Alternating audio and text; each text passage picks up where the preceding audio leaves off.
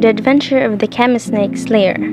This board game is actually inspired by the 1903 American invention of the board game Monopoly. This game is often played in pairs or multiplayer. In order for the player to comprehend and benefit from the game itself, this game necessitates a considerable understanding of general chemistry 1 and 2. In order to play this kind of board game, players need to be focused and competitive. However, in addition to improving cognitive skills, it also enhances social skills by allowing individuals to interact with numerous new people and develop friendships. It also assists in reviving scientific knowledge. Children who love chemistry and students who are actively studying the subject can both participate in this game. This board game is called The Adventure of the CHEMISNAKE Slayer because of the snake-like path the players must travel. This continues to the point that whenever a snake moves, the player must be careful because one mistake step would cause it to fall into tremendous sorrow.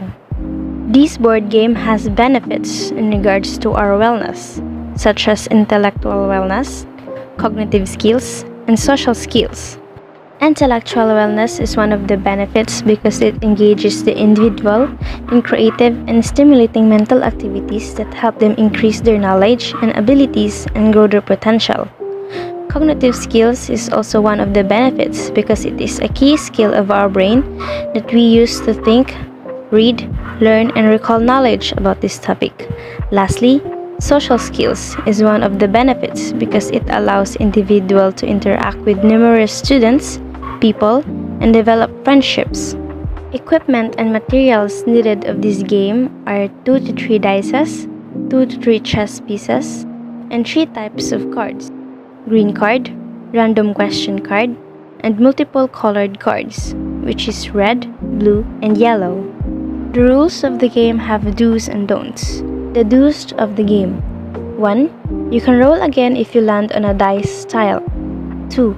If you got the wrong answer, you are still part of the game, but you need to wait until your turn. 3. You can move backwards or forwards if you land on an arrow tile. 4.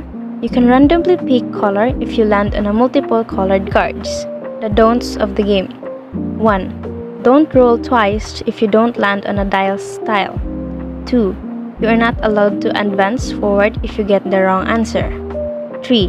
If the player lands on an arrow tile, the player can't move sideways. 4. If you land on a question mark card, you are not allowed to say pass. 5. Do not cheat.